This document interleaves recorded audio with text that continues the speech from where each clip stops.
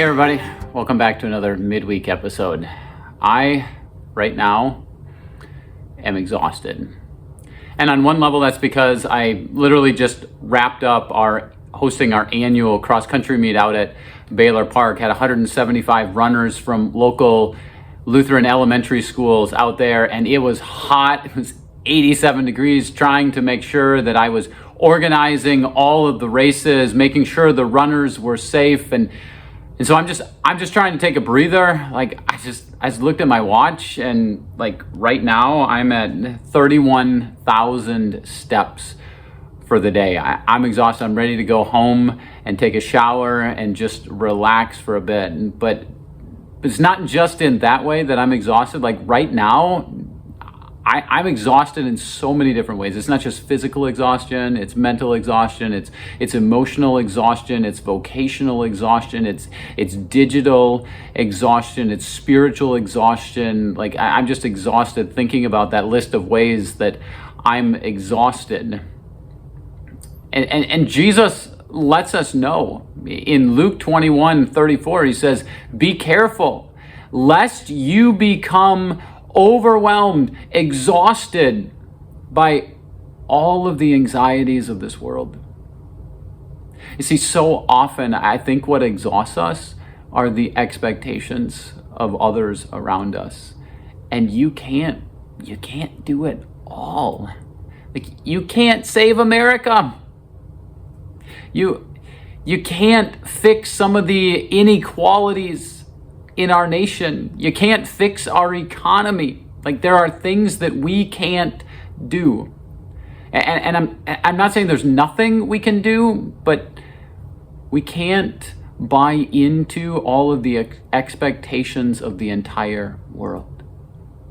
Instead, we must focus on doing the will that God has for us, which is exactly what Jesus did in John chapter 17. Jesus said, "I have come to do the will of him who sent me." And he did that. He didn't meet all of the expectations of others around him. He met the will of his Father.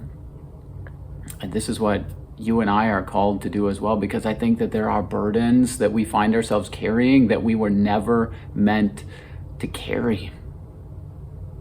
So how can I help with some of the exhaustion that maybe you're feeling right now alongside of me? I would just invite you to ask yourself two questions. One, who are you?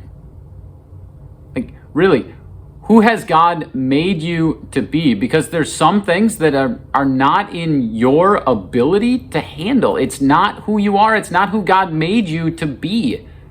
But there are some things that are within your realm of responsibility. It's who God has made you to be. It's the passions, it's the gifts that he has given to you. So who are you? And then the second question is this: where are you?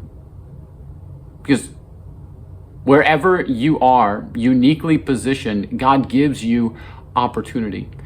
But you can't be all things to all people. You can't be everywhere at all times. That's God.